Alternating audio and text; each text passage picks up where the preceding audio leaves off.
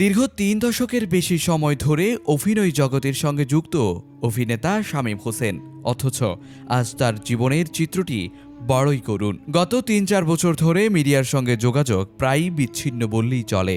বর্তমানে চরম আর্থিক অনটনের মধ্য দিয়ে দিন কাটাচ্ছেন এই অভিনেতা।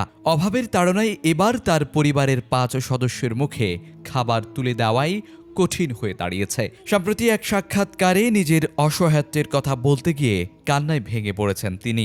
শামীম জানান, মাত্র ১২ বছর বয়স থেকে তিনি এই অঙ্গনে কাজ শুরু করেছিলেন। সুপারম্যানের মতো পরিশ্রম করছেন, প্রোডাকশন থেকে শুরু করে অভিনয়ের নানা স্তরে। কিন্তু সেই সময়ে ভবিষ্যতের কথা ভেবে কোনো অর্থ সঞ্চয় করেননি। তার কথায়, সঞ্চয় করি নাই, খালি আজকে খাই, কালকে তো কামাই করব, এই করতে তো পয়সা সঞ্চয় করা হয় নাই। বর্তমান পরিস্থিতির বর্ণনা দিতে গিয়ে তিনি জানান, গত ২ মাস ধরেই ইউটিউব চ্যানেলে কোনো কাজও পাচ্ছেন না। তার ৩ ছেলে এবং স্ত্রী সহ ৫ জনের সংসার চালাতে তিনি হিমশিম খাচ্ছেন। এমনকি আসন্ন ঈদে সন্তানদের নতুন কোনো আবদার করার সাহসও নেই। শামীম বলেন, আমার মাসুম বাচ্চাগুলো তারা বলছে, বাবা পরিস্থিতি কিন্তু তোমার নিজেরই দেখছো, কোনো চাওয়া নাই।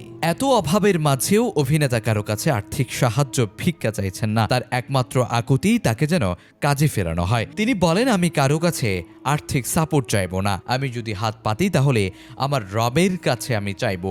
আমি শুধু একটা জিনিস চাইবো, আমাকে ঈদের পর থেকে কাজে ডাকেন সবাই। আমি নাটকের ডায়লগ অ্যাক্টিং ভুইলা যাইতেছি গা। ৫৪ বছর বয়সী এই অভিনেতা নিজেকে এখনো শতভাগ ফিট দাবি করে বলেন, আমার কোনো টাকা পয়সা লাগবে না, আমি শুটকি ভর্তা ভাত খামো, কিন্তু আমার একটু কাজ দিয়ান।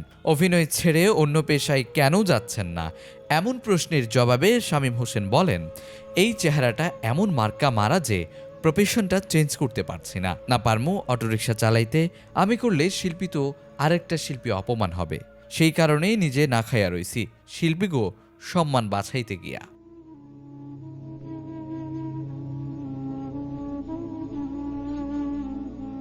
Desk report, news Times.